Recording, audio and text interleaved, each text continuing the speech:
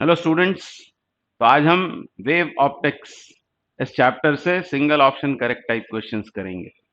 हम स्टार्ट करेंगे interference of light से। ये पहला question, the displacements of two interfering light waves are y1 equals to 4 sin omega t and y2 is equals to 3 cos omega t.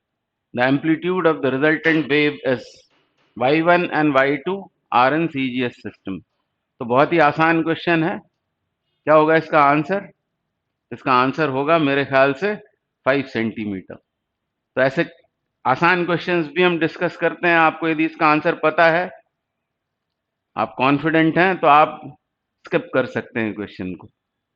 पर मुझे सभी बच्चों की फिक्र होती है। वो नीट वाले भी हो सकते हैं, वो जेई मेन या एडवांस वाले भी हो सकते हैं, या कोई बोर्ड एग्जाम के लिए प्रिपेयर कर रहा हो, उसके लिए भी ये वीडियो हेल्पफुल हो, ऐसी मेरी कोशिश है।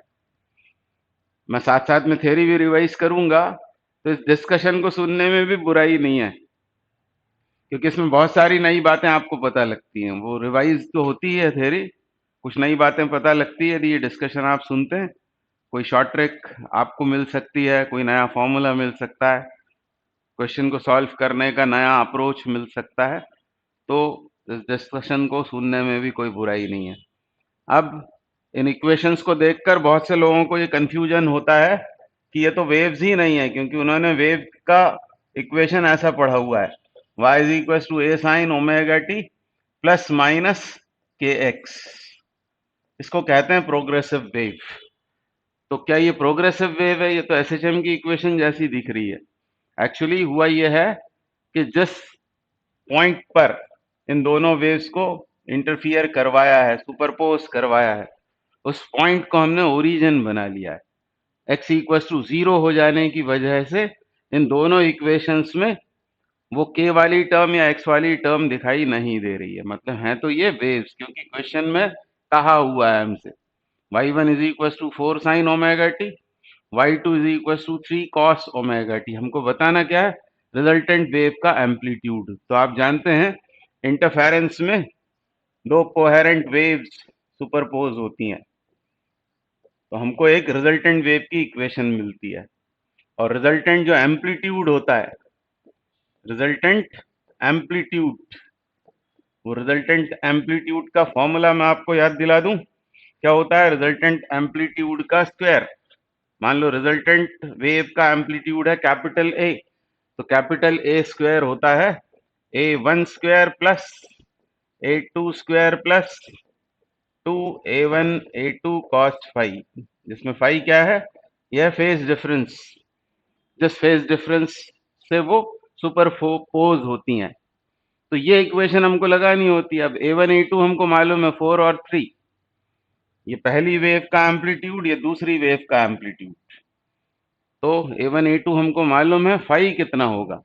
तो यहां मिस्टेक हो सकती है कुछ बच्चों से। तो इन इक्वेशंस को लिखें तो y1 बराबर दे रखा है हमको 4 साइन ओमेगा टी, और जल्दबाजी में ये हो सकता है कि हम y2 को ध्यान ही न दें इस कॉस के ऊपर, तो हमको लगेगा कि इनके बीच फेज डिफरेंस तो 0 है, और cos 0 1 होता है, तो हम A1 प्लस A2 4 प्लस 3 7 भी आंसर कर सकते हैं जल्दबाजी में। पर ऐसा ना हो आपसे। आपको क्या करना है, यहाँ तो आपने 3 लिख लिया, और फिर इसको लिख लेना है आपको sine omega t plus 5/2 sine 90 plus theta.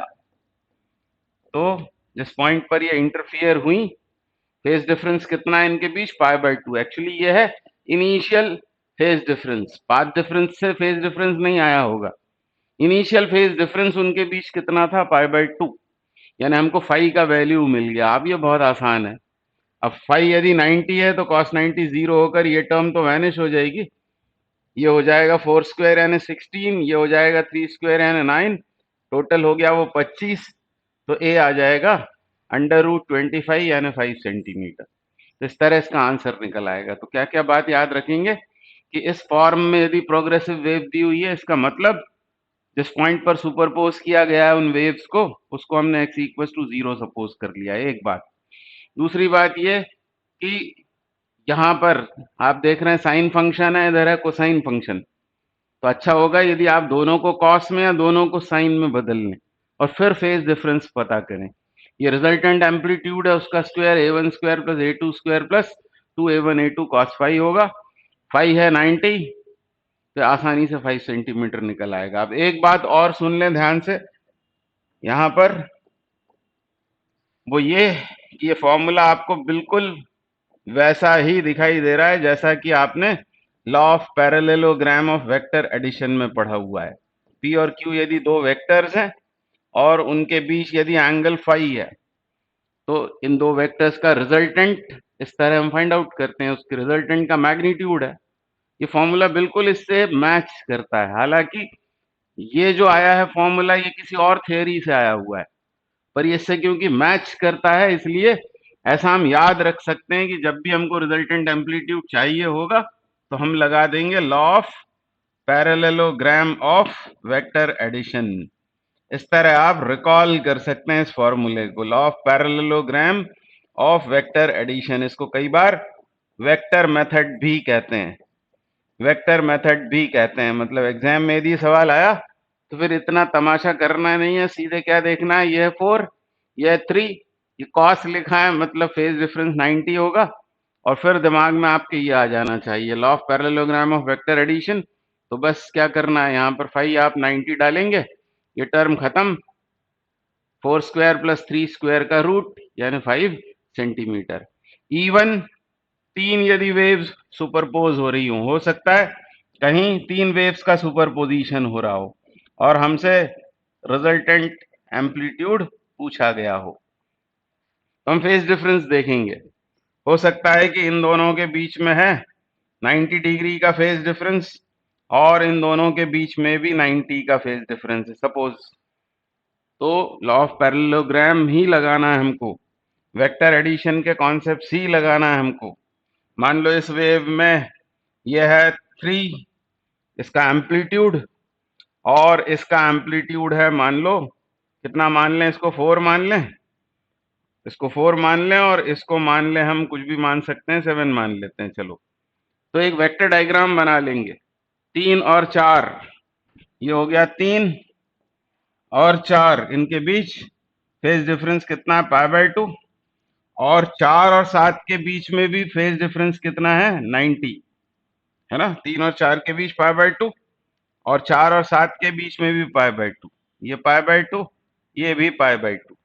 अब इन तीनों को कैसे ऐड करेंगे, तो लगा तो रहे होते हैं हम यही law of parallelogram of vector addition, उससे हमको कुछ जो स्टैंडर्ड रिजल्ट्स हैं वो पता है। जैसे 3 और 7 ये कैसे दिख रहे हैं आपको, एंटी पैरेलल, तो क्या करेंगे, larger vector minus smaller vector in the direction of larger vector, तो ये कितना आ जाएगा, ये आ जाएगा 4। 3 और 7 का रिजल्टेंट हो जाएगा 4, और फिर इस 4 को इस 4 के साथ में फिर जोड़ लेंगे तो कितना हो जाएगा, 4√2। तो बड़े आराम से ये इस तरह के क्वेश्चन सॉल्व हो जाते हैं। कई बार ये लिखा होता है कि 3 वेव सुपरपोज हुई और तीनों के एम्पलीट्यूड्स हैं मान लो ए, और तीनों वेव्स के बीच में जो फेज डिफरेंस है वो है 120 डिग्री का, 120 डिग्री का। तो ये आराम से आप इसका आंसर कर देते हैं 0। तो मैं तो आपके दिमाग में ये भर रहा हूं कि जब भी आपको रिजल्टेंट एम्पलीट्यूड चाहिए हो तो आप ये वेक्टर मेथड लगाकर भी रिजल्टेंट एम्पलीट्यूड फाइंड कर सकते हैं। अगला क्वेश्चन करेंगे, क्वेश्चन नंबर 2।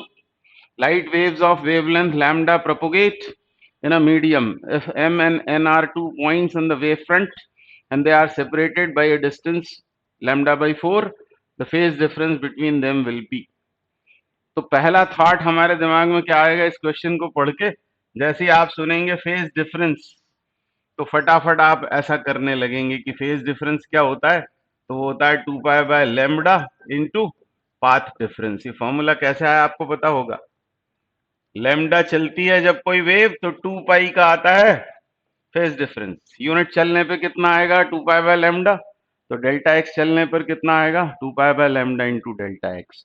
तो ऐसा फॉर्मूला एकदम याद आएगा, और वेवलेंथ हमको दे रखी है उस वेव की लैम्डा, और पाथ डिफरेंस कितना दे रखा है λ/4, ये कट पिट कर आप बोलने लगेंगे π/2, ये आंसर सही है। पर ये आंसर सही नहीं है, ये अप्रोच ही गलत है, क्योंकि यह है थ्योरी का क्वेश्चन। एक्चुअली इस पर आपका ध्यान जाना चाहिए। ये जो 2 पॉइंट्स हैं जिनके बीच में पाथ डिफरेंस λ/4 दिया हुआ है, ये दोनों पॉइंट्स हैं एक ही वेव फ्रंट पर, और एक ही वेव फ्रंट पर के 2 पॉइंट्स के बीच में फेज डिफरेंस तो होता ही नहीं है। ये तो वेव फ्रंट की डेफिनेशन है, जानते हैं आप। वेव फ्रंट मतलब locus of all the points of the medium vibrating in the same phase. तो फेज डिफरेंस तो उनके बीच 0 होगा, उनके बीच की सेपरेशन चाहे जो हो, यानी इसका आंसर होगा 4। तो मेरे हिसाब से ये एक अच्छा और इम्पॉर्टेंट क्वेश्चन है जिसमें गलती होने की बहुत बहुत बहुत सारी पॉसिबिलिटी है। यदि आपको वेव फ्रंट पता है और आप सावधानी से इस क्वेश्चन को पढ़ेंगे तो आप इस आंसर तक पहुंचेंगे। नेक्स्ट क्वेश्चन करेंगे, क्वेश्चन 3। क्या बोल रहे हैं? The intensity ratio of 2 waves is 9:1। Intensity ratio 2 waves का 9:1 दिया है। This means I1 upon I2। यदि दोनों वेव्स की इंटेंसिटीज I1 I2 हो तो ये रेशियो दिया हुआ है आपको 9:1। This is given. ये बहुत पॉपुलर क्वेश्चन है। क्या बोला है? If they produce interference the ratio of maximum to minimum intensity will be. I maximum upon I minimum का रेशियो पूछा हुआ है। इसको हमेशा के लिए याद रख लें, आई मैक्सिमम अपॉन आई मिनिमम कितना होता है। तो आपको पता होगा कि इंटेंसिटी एम्पलीट्यूड स्क्वायर से डायरेक्टली प्रोपोर्शनल होती है। अब यदि यहाँ आई मैक्सिमम लिखा हुआ है तो मैक्सिमम एम्पलीट्यूड कितना होता है? वो होता है A1 प्लस A2। तो इसका कर देंगे स्क्वायर अपॉन A1 और A2 के पॉजिटिव डिफरेंस का स्क्वायर। हालांकि फर्क नहीं पड़ता, आप छोटे में से भी बड़े को सब्ट्रैक्ट कर सकते हैं क्योंकि स्क्वायर आ रहा है। तो A1 plus A2 whole square upon A1 minus A2 whole square. ये पहला फॉर्मूला याद रखना चाहिए। अभी मैं आपको सिर्फ फॉर्मूला बता रहा हूं, फिर A1 की जगह आप क्या डाल सकते हैं, इसी से सोचें। Root I one plus root I2 whole square upon root I1 minus root I2 whole square. अब इसमें कोई ट्रिक विक ढूंढने की जरूरत नहीं, बस इसको याद रखो आप। आई मैक्सिमम अपॉन आई मिनिमम कितना होता है?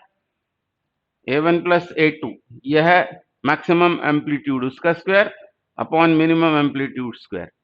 इंटेंसिटी की टर्म्स में, इंटरफेयरिंग वेव्स की इंटेंसिटी यदि I1 I2 हो तो उनकी टर्म्स में ये फॉर्मूला इस तरह का होता है। यही फॉर्मूला हमको यूज करना होता है, तो एग्जाम में भी आए तो इसकी इमेज दिमाग में बन जानी चाहिए। अब क्या दिया हुआ है हमको? I1 I2 दिया हुआ है, ये हमसे पूछा हुआ है। तो अभी रेलेवेंट फॉर्मूला ये होगा, इसको इससे इक्वेट करना है। ठीक है, आई मैक्सिमम अपॉन आई मिनिमम ये फाइंड आउट करना है।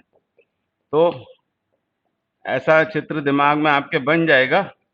प्रैक्टिस के बाद ये सब याद भी हो जाता है, पर ऐसी इमेज यदि दिमाग में बन गई तो इसमें से रूट I2 को बाहर कर लो न्यूमरेटर में से, तो रूट I2 स्क्वायर बन के बाहर यहाँ आएगा I2।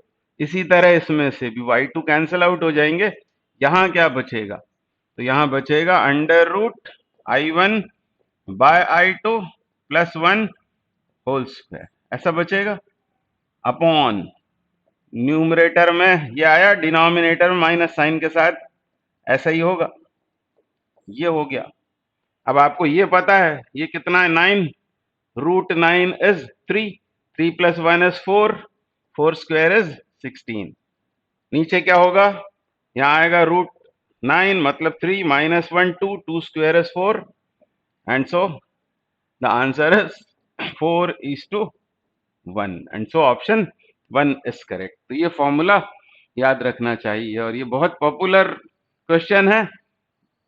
हर एग्जाम में बार बार ये क्वेश्चंस पूछे जाते हैं। नेक्स्ट क्वेश्चन करेंगे। क्या बोल रहे हैं? When to coherent monochromatic light beams of intensities I and 4I, मतलब दो जो इंटरफेयरिंग वेव्स हैं उनकी इंटेंसिटीज दी हुई हैं I और 4I, are superimposed, the ratio between maximum and minimum intensities in the resultant beam is. तो अब आपको याद हो गया होगा, अभी हमने किया आई मैक्सिमम अपॉन आई मिनिमम। जब इंटेंसिटीज दी होती हैं तो हम ये फॉर्मूला लगाया करेंगे, रूट I1 अपॉन I2, कई बार इसको R भी लिखा रहता है, कई बार रेशो की वजह से R लिख देते हैं, पर जरूरत नहीं है। ये भी याद रहा तो भी आसानी से वो बन जाएगा आपसे। ये ऐसा हो गया, ये फॉर्मूला यदि याद आ गया तो बस वैल्यूज ही तो डालनी है आपको। I अपॉन 4I रेशो, पहले नाम इसका लिया है तो ये I1 है, और फिर बात की है 4I की, वो यानी वो I2 है, यानी I1 बाय I2 ये है 1/4, और 1/4 का स्क्वायर रूट होगा 1/2, और 1/2 प्लस 1 मतलब 1.5 मतलब 3.5, और सॉरी 3/2, और 3/2 स्क्वायर क्या होगा 9/4। ये तो न्यूमरेटर की कहानी खत्म। और इधर क्या होगा 1/4 square root 1/2, half minus 1 is -half, -half का स्क्वायर मतलब 1/4, और वो रेसिप्रोकेट होकर 4/1 हो गया, 4 कैंसिल आउट होकर रेशो आ गया आपके पास में 9:1। तो आसान तो होते हैं, पर वो गड़बड़ी वहां पर बहुत होती है हमसे। कई बार ऐसा होता है जल्दबाजी में हम ध्यान ही नहीं देंगे और वो 1:9 भी टिक कर सकते हैं। यदि ये दिमाग में नहीं आया, आप गलती से इसको 4 भी लिख देंगे कई बार, तो गड़बड़ हो सकती है, तो उससे बचना चाहिए। तो ये सवाल आपको आया होगा समझ में। अगला करें, question 5। In an interference experiment, the ratio of the intensities of the bright and dark fringes is 16. Intensities of bright and dark fringes. In other words, ये रेशो क्या है 16, I मैक्सिमम। ब्राइट फ्रिंज जहां बनेगी वहां intensity maximum होगी, dark fringe जहां बनेगी वहां इंटेंसिटी मिनिमम होगी। यानी I maximum upon I minimum 16 दिया हुआ है, I मैक्स अपॉन I मिन, ये आपको दे रखा है 16, मतलब ये 16/1। अब हमसे पूछा क्या है, हमसे पूछा है रेशो ऑफ एम्पलीट्यूड्स। तो एम्पलीट्यूड्स की टर्म्स में इसको क्या लिखते हैं, अभी हमने लिखा था A1 plus A2 whole square upon A1 minus A2 whole square, ऐसा। अब इसको सॉल्व करना है, स्क्वायर रूट ले लें तो ये हो जाएगा 4, क्रॉस मल्टीप्लाई करेंगे तो 4 times A1 minus A2 equals A1 plus A2, square root लेने के बाद ये हुआ 4A1 minus 4A2 equals to A1 plus A2। इसको उधर ले जाएं 4A2 को, तो ये बना 5A2, और इसको इधर लाएं तो ये हुआ 3A1। हमको चाहिए क्या है A1 बाय A2, तो A1 bye A2 will be 5:3।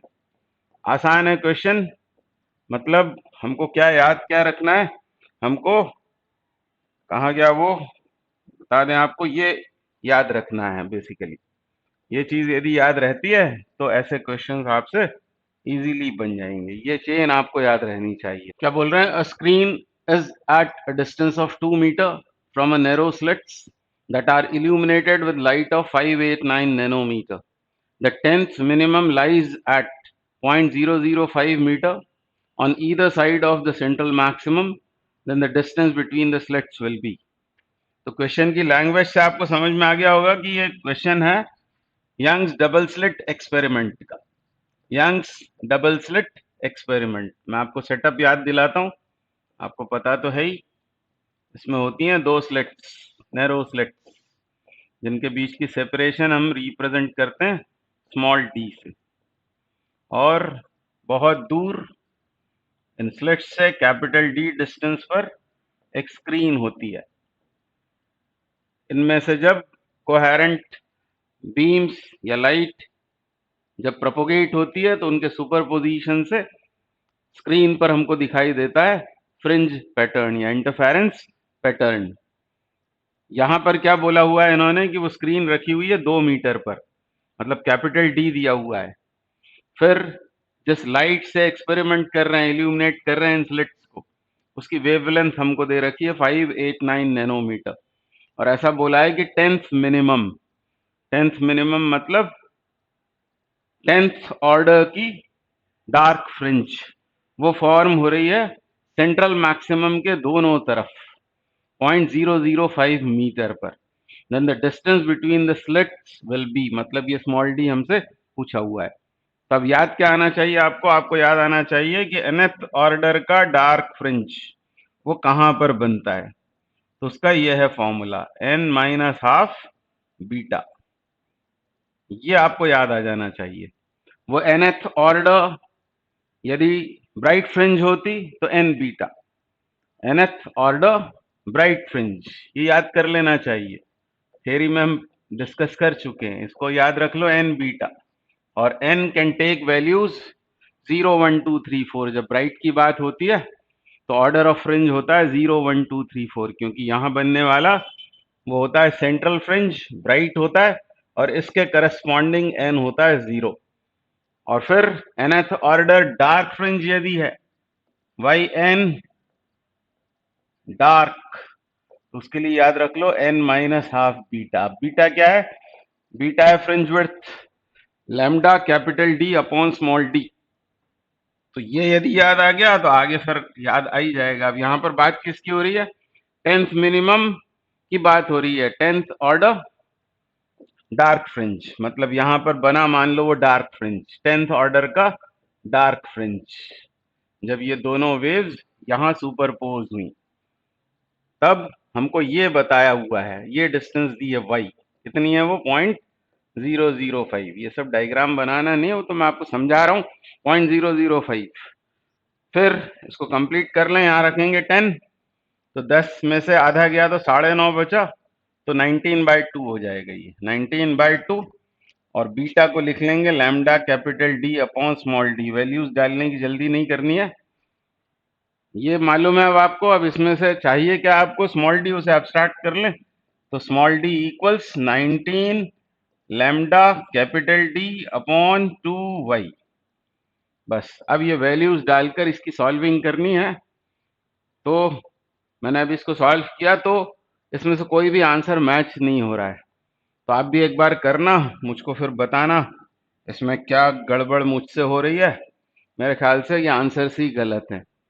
तो वैल्यूज डालें, अब देखते हैं, चेक करते हैं। 19, फिर यहाँ क्या होगा? यहाँ आएगा lambda which is 5 8 9 nanometre. Nanometre का बनाएंगे मीटर, ऐसा हो गया। फिर कैपिटल डी, तो सीधे 2 दिया है मीटर में। अभी हम आंसर निकालेंगे मीटर में, फिर उसको मिलीमीटर में कन्वर्ट कर लेंगे। हाल फिलहाल मीटर में फाइंड करेंगे हम स्मॉल डी। नीचे फिर 2 इंटू वाई, वाई कितना दे रखा है? y is given to be 0.005, 0.005, वो भी मीटर में है, तो कोई प्रॉब्लम नहीं है यहां तक। तो फिर ये 2 से 2 कैंसल आउट होता है, फिर ये ऊपर जाएगा, 3 आएगा यहाँ, 10⁻³ और ये मीटर में चल रही है कहानी, मीटर का मिलीमीटर बनाओगे तो और 10⁻³ और आ जाएगा। इस तरह ऊपर बचेगा 10⁻⁻3, साथ में 19 इंटू 589 अपॉन 5।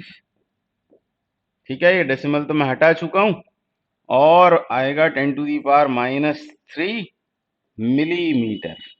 और इसको सॉल्व करने पर मेरा आंसर आ रहा है 2.238 मिलीमीटर। तो इनमें से कोई भी आंसर इसके साथ में मैच नहीं हो रहा है, कुछ हद तक ये मैच हो रहा है, कुछ हद तक। तो ऐसा भी होता है, आप इसको चेक करके मुझे बताएंगे तो मुझे अच्छा लगेगा कि मैं सही हूं तो भी बतलाना, और मेरे से कुछ गड़बड़ हो रही हो तो भी बताना। पर मुझको ये सब आपको बताना ही नहीं होता है, मुझे तो आपको ये बताना था कि nth ऑर्डर डार्क फ्रिंज की डिस्टेंस सेंट्रल ब्राइट फ्रिंज से कितनी होती है। तो n माइनस हाफ बीटा, और nth ऑर्डर ब्राइट फ्रिंज होगा तो उसकी डिस्टेंस कितनी होती है? वो होती है n बीटा, जिसमें बीटा क्या है? वो है fringe width lambda capital D upon small d। बताना तो मुझे ये था। आप आगे बढ़ते हैं। तो अगला question, question number 7। In Young's double slit experiment with a monochromatic light of wavelength 4000 angstrom. Actually इसको ऐसा लिखना चाहिए था 4000 और एंगस्ट्रॉम, है ना। मैं आपको याद दिला देता हूं कि एक एंगस्ट्रॉम होता है 10⁻⁻10 मीटर। क्या बोल रहे हैं? The fringe width is found to be 0.4 mm When the slits are now illuminated with the light of wavelength 5000 angstrom, the fringe width will be.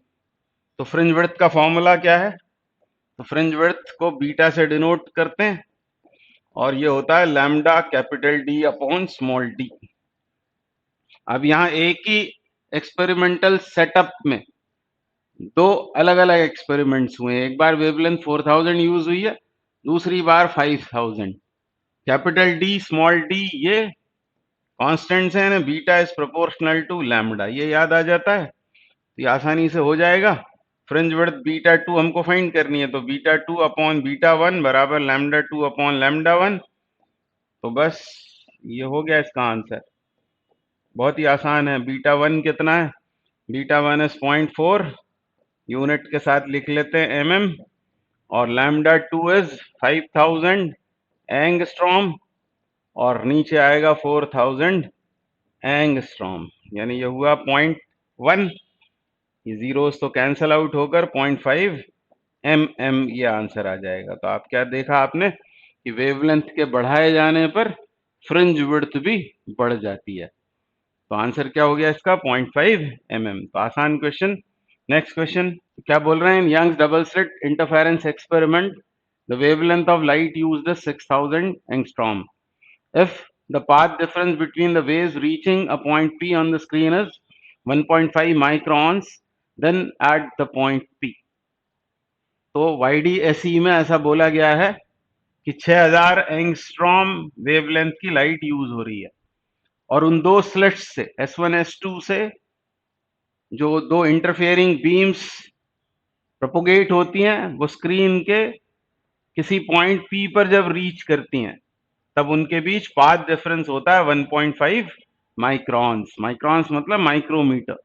तो हमको बताना है उस पॉइंट P पर ब्राइट बैंड फॉर्म होगा या डार्क बैंड, और उसका ऑर्डर क्या होगा, वो सेकंड ऑर्डर है या थर्ड ऑर्डर है। तो कैसे करेंगे? तो पहले तो मैं आपको कंडीशंस याद दिला देता हूं। तो आप जानते हैं कि ब्राइट बैंड के बनने के लिए स्क्रीन पर ब्राइट फ्रिंज या ब्राइट बैंड फॉर्म हो, उसके लिए उन दोनों इंटरफेयरिंग बीम्स के बीच फेज डिफरेंस वो कैसा होना चाहिए? वो होना चाहिए even multiple of pi, and n will be 0 1 2 3 4। Bright band के फॉर्म होने के लिए इंटरफेयरिंग बीम्स के बीच फेज डिफरेंस पाई का इवन मल्टीपल होना चाहिए।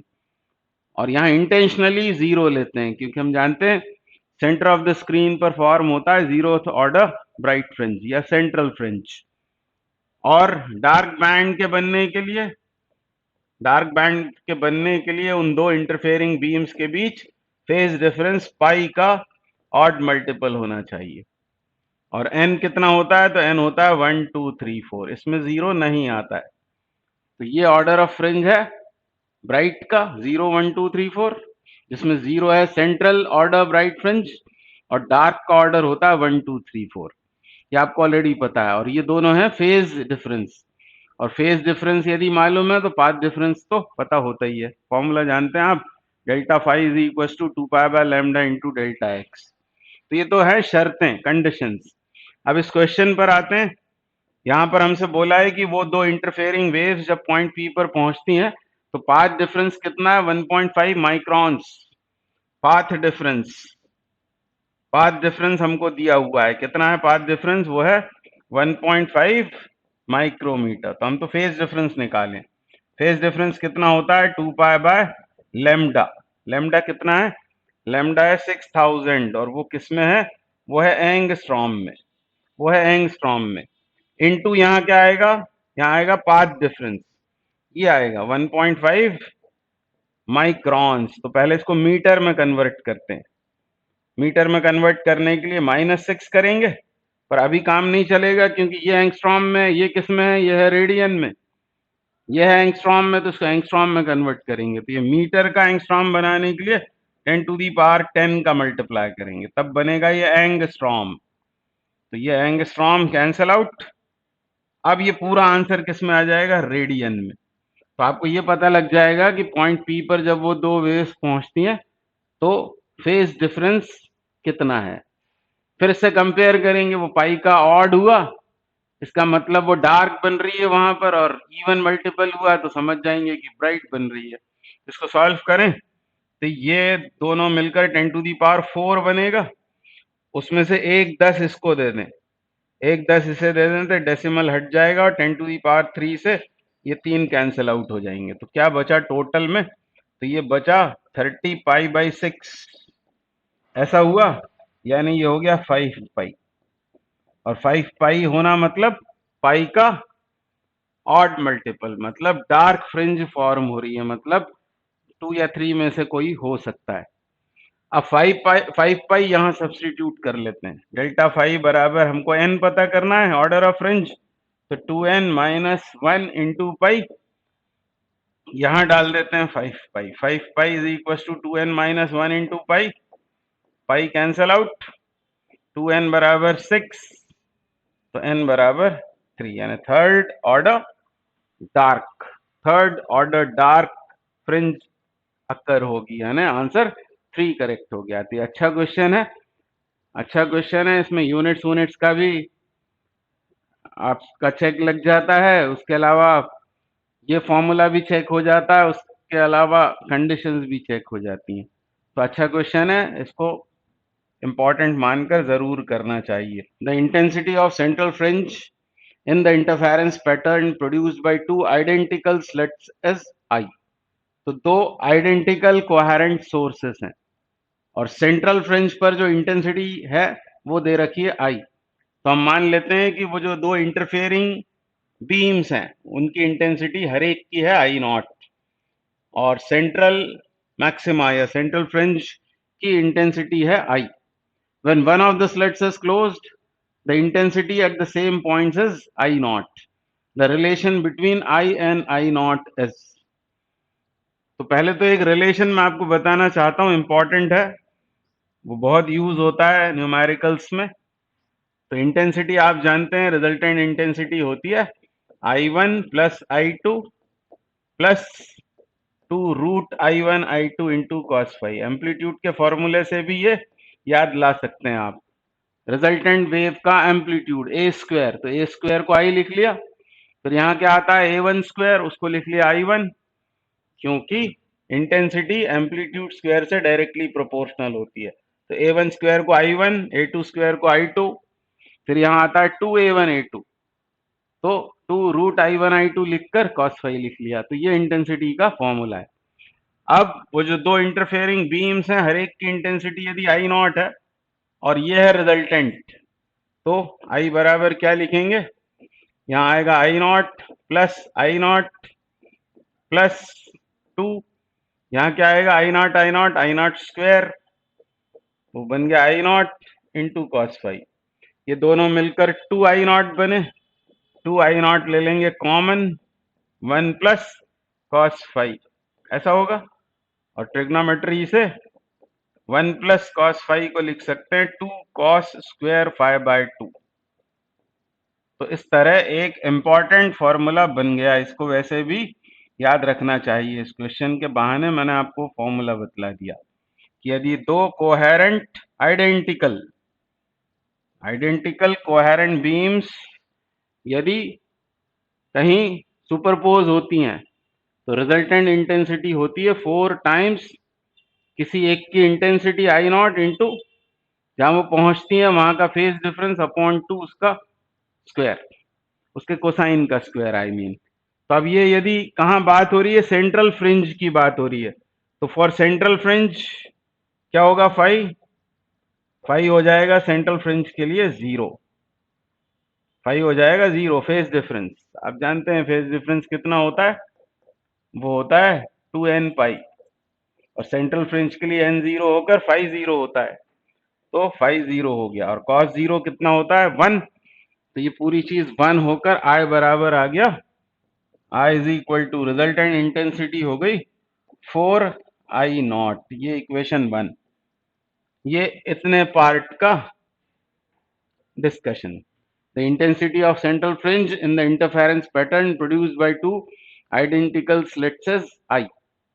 यानी हर एक की इंटेंसिटी कितनी है, इससे पता लग रहा है कि वो I0 है, और रिजल्टेंट है 4I0, 4 times.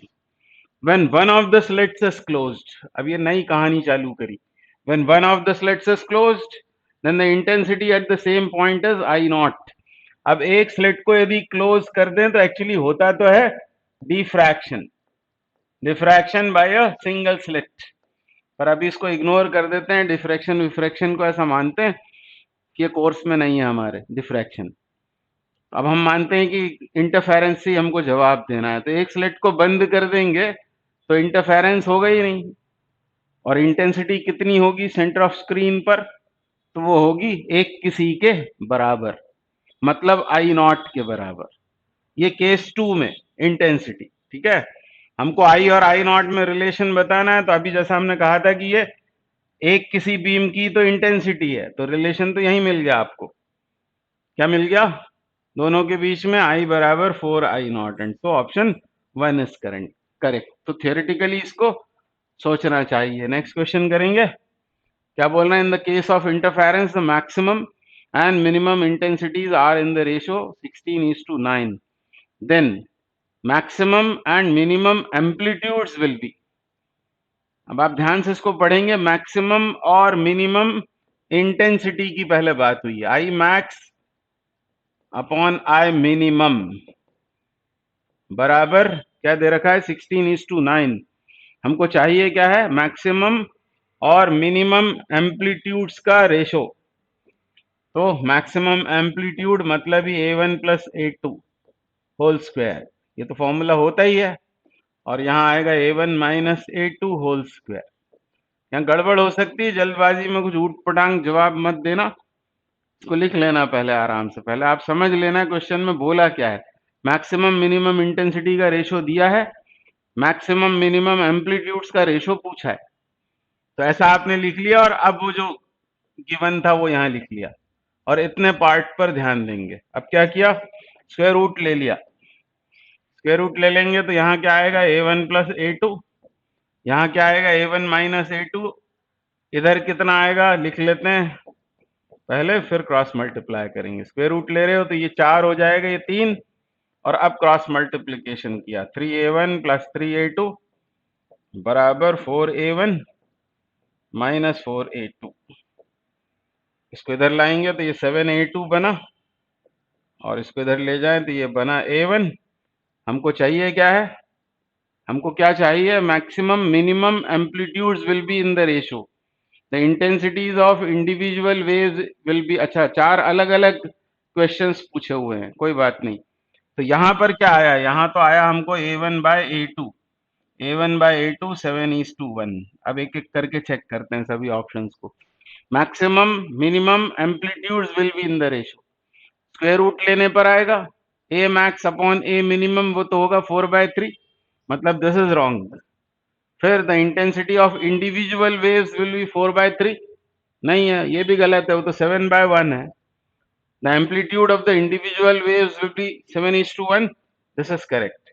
The amplitudes of the individual waves will be in the ratio 4:1, ये तो ऑब्वियसली गलत है, ऑप्शन 1 करेक्ट हो गया। तो मेरा ध्यान नहीं गया था क्या पूछा है, तो 2 अलग अलग चीजें पूछी हुई हैं, मैक्सिमम मिनिमम एम्पलीट्यूड्स का रेशो और इंडिविजुअल वेव्स की इंटेंसिटीज का रेशो। तो आपको चारों ऑप्शंस पे ध्यान देना पड़ेगा। This is the solution, answer 3 is correct. अगला question, in double slit experiment the distance between two slits is 0.6 mm and these are illuminated with light of wavelength 4800 angstrom. The angular width of dark fringe on the screen at a distance 120 centimeter from the slits will be. तो यहां पर आप ध्यान दें, angular width of dark fringe, यहां पर थोड़ा confuse किया हुआ है, angular width of dark fringe, तो हमको चाहिए एंगुलर फ्रिंज विड्थ। आपको पता होगा डार्क हो या ब्राइट, सभी फ्रिंज इक्वल विड्थ की होती हैं, तो यहाँ सिर्फ कंफ्यूज करने के लिए डार्क वार्क लिखा हुआ है, इसको भूल जाना चाहिए। आपको चाहिए एंगुलर फ्रिंज विड्थ। तो फ्रिंज विड्थ का क्या फॉर्मूला है, फ्रिंज विड्थ का फॉर्मूला है lambda capital D upon small D, और एंगुलर फ्रिंज विड्थ का फॉर्मूला क्या है, एंगुलर फ्रिंज विड्थ, तो थोड़ी सी मैथ्स लगा कर ही आ जाता है, angle is equal to arc upon radius से। मैं आपको याद दिलाता हूं कि ये है वो सेटअप, और ये है मान लो वो फ्रिंज विड्थ।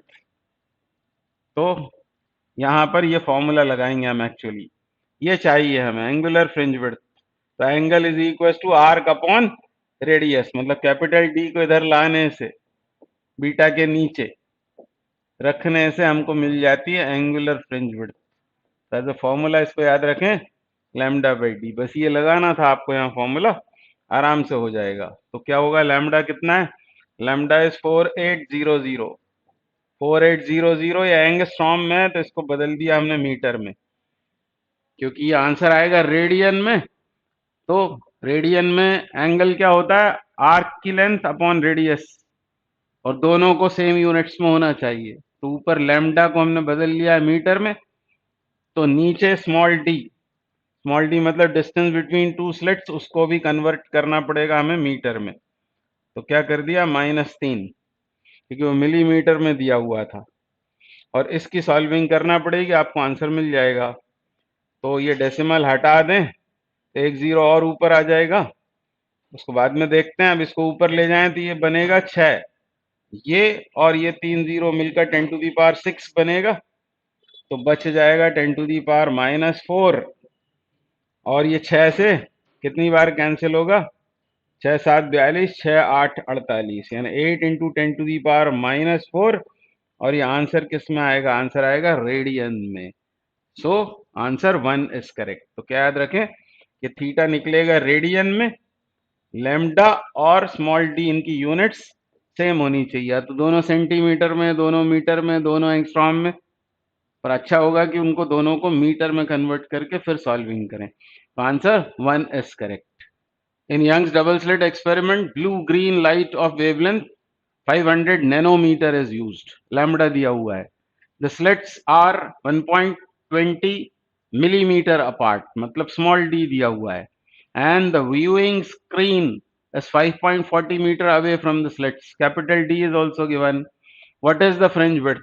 तो आसान है, फ्रिंज विड्थ को कभी कभी W से भी डिनोट करते हैं, तो W हमको चाहिए। फ्रिंज विड्थ लैम्डा कितना है, लैम्डा इज 500 नैनोमीटर, उसका मीटर बना दिया, पहले उसको आराम से निकाल लेंगे मीटर में, फिर मिलीमीटर में कन्वर्ट कर लेंगे। तो 500 times 10⁻⁻9 is lambda, capital D is 5.40, तो 5.4 लिखो, इस जीरो को लिखने की जरूरत नहीं। स्मॉल डी कितना है, वो है 1.2, पर वो किस में है, वो है मिलीमीटर में, मिलीमीटर का मीटर करना पड़ेगा, तब ये आंसर आएगा किस में, मीटर में, और फिर इसको मिलीमीटर में बाद में कन्वर्ट कर लेते हैं। तो एक तो ये डेसिमल खत्म यहां से, ठीक है, फिर ये ऊपर जाएगा, इन दो के साथ मिलकर क्या बनाएगा, 10⁵, तो यहाँ बचेगा 10⁻⁻4, और मिलीमीटर के कन्वर्शन के लिए इसमें 10⁻³ का और मल्टीप्लाई कर देते हैं, ठीक है।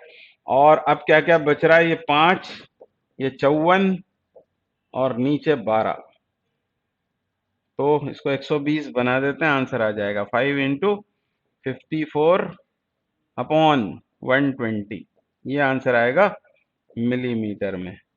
अब 6 से इसको काट देते हैं, तो ये 20 बार कटेगा, और ये 9 बार, 45/20, तो 45/2, तो ये होगा 22.5, और इसको 10 से और डिवाइड करना है, मतलब 2.25 millimeter will be the correct answer. 2.25 mm. 3 is correct.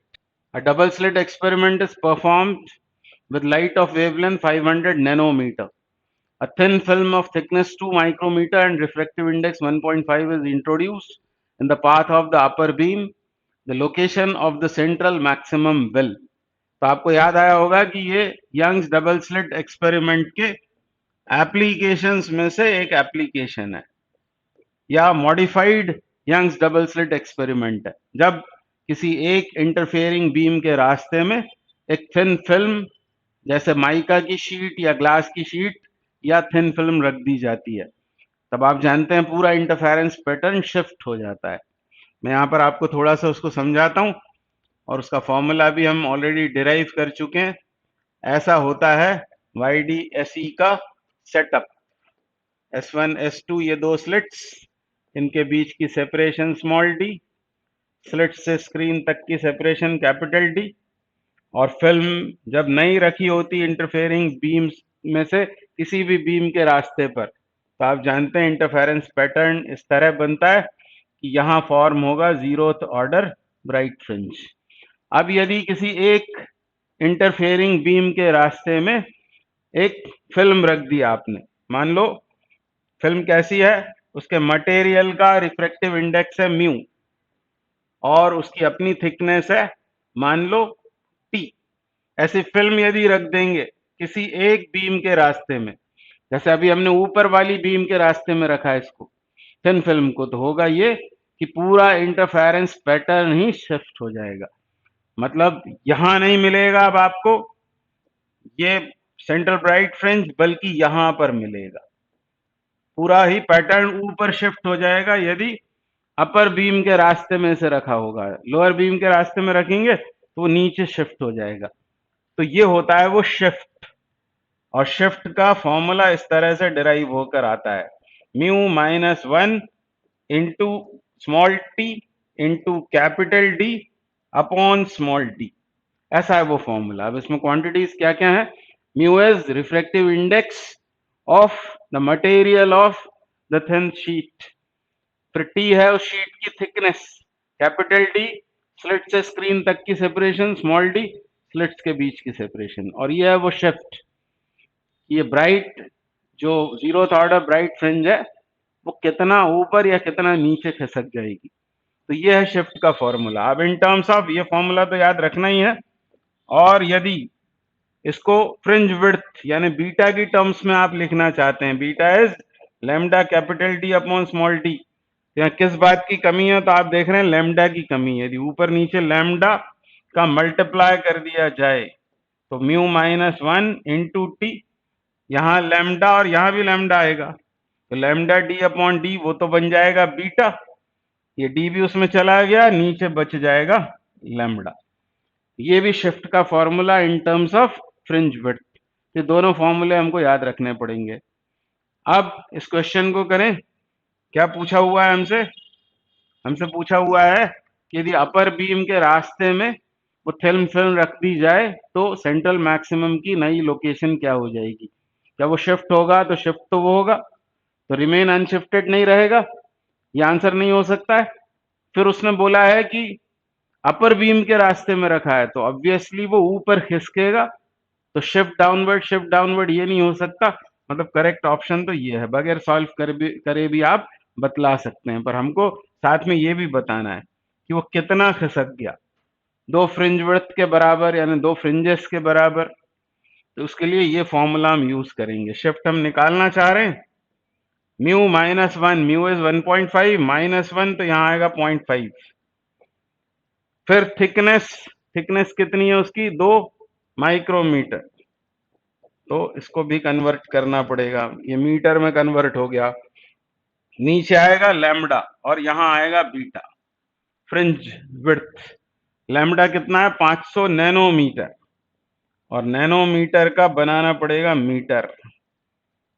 अब इसे आपको सॉल्व करना है, तो ये 9 ऊपर जाएगा तो यहाँ कितना आएगा, ये 9 नहीं बल्कि ये 2 जीरोस भी इसको दे दें, तो ये बनेगा -7, -7 ऊपर जाएगा तो 7 माइनस 6 यानी 10 बचेगा, वो इस डेसिमल को हटा देगा, तो यहां पर क्या बचता है, यहाँ 10 यहाँ 5 यानी 2, यानी S इज इक्वल टू कितना हुआ 2 बीटा।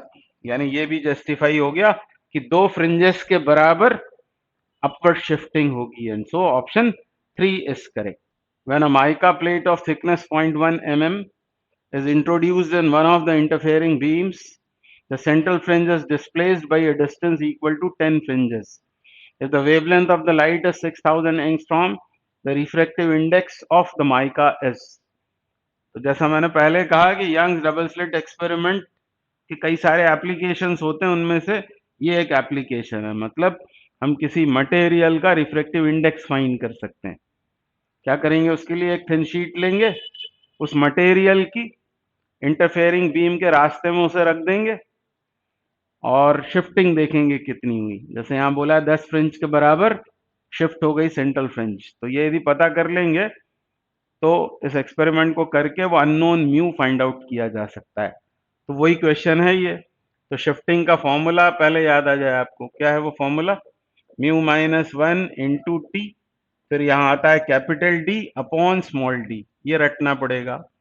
और फिर फ्रिंज विड्थ की टर्म्स में क्या करेंगे, म्यू माइनस 1 इंटू टी, यहाँ कमी किस बात की है, लैम्डा की।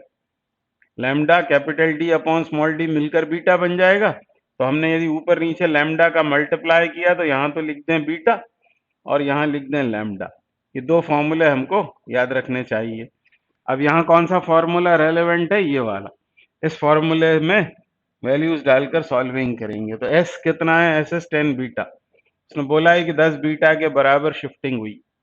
फिर म्यू माइनस 1, म्यू तो हमें चाहिए है, mu minus 1 into T, thickness, thickness है 0.1 mm और मिलीमीटर का बनाना पड़ेगा मीटर, अपॉन नीचे क्या आएगा, वेवलेंथ जो दे रखा है 6000 एंगस्ट्रॉम, और एंगस्ट्रॉम का भी मीटर बनाना पड़ेगा। अब तो ज्यादातर तो 10 की पावर्स हैं, इस 10 को ऊपर ले जाएं तो 10 टू दी पावर 7 मिलेगा ये, और 6 बन जाएगा टोटल में 10 टू दी पावर 6। और यहाँ और क्या आना था, बीटा। 10 टू दी पावर 6 आया न्यूमरेटर में, वो 3 जीरो से काट दें तो 10 टू दी पावर 3 बचेगा। बीटा तो कैंसिल आउट हो गया, और 10 टू दी पावर 3 को नीचे लाएंगे इधर तो 10/1000 मतलब 1/100 हो गया, वो 1/100, और ये 6 का इधर मल्टीप्लीकेशन, तो 6/100 is equal to mu minus 1। तो म्यू इक्वल टू कितना हुआ, 1 प्लस 6/100, और यही इस क्वेश्चन का आंसर होगा। तो ये हुआ 106/100, 100 से इसको डिवाइड करें तो इट कम्स आउट 1.06 यूनिट, उसका कोई होगा नहीं।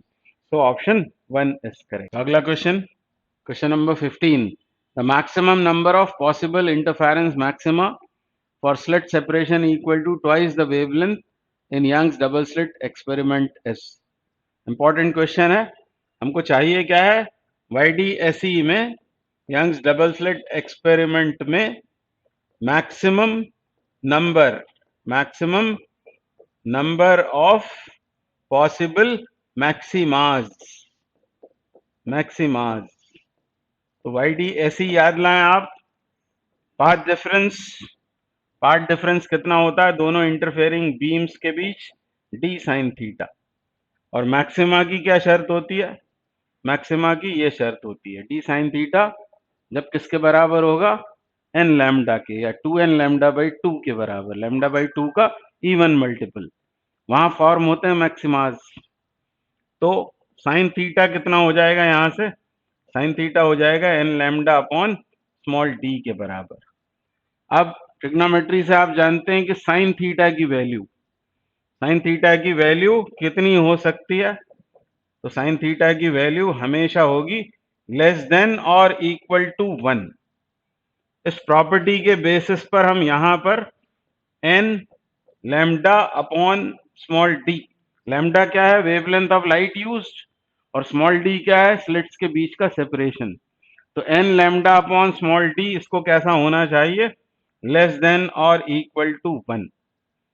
तो n मैक्स कितना हो जाएगा, n मैक्सिमम वो कितना हो जाएगा, मैक्सिमम के लिए इज इक्वल टू लिखकर क्रॉस मल्टीप्लीकेशन कर दें तो d अपॉन लैम्डा, ये है n मैक्सिमम।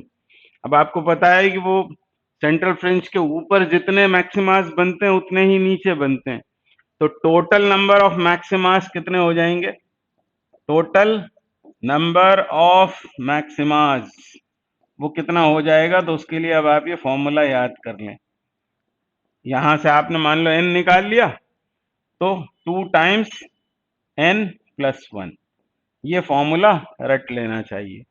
अब जैसे इस सवाल में क्या बोला हुआ है, पहले तो आप n निकालो, इस पर्टिकुलर सवाल के लिए n की वैल्यू कितनी होगी, तो d अपॉन लैम्डा।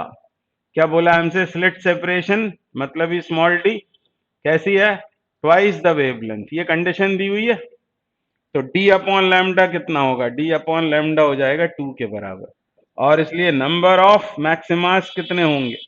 तो होंगे 2 times 2 plus 1।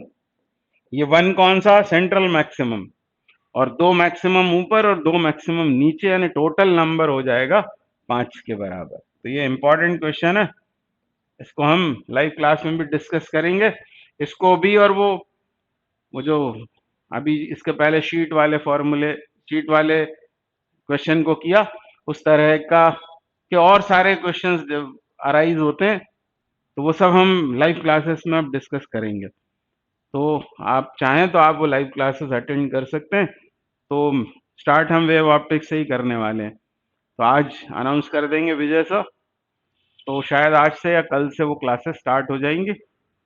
You are welcome, thank you very much.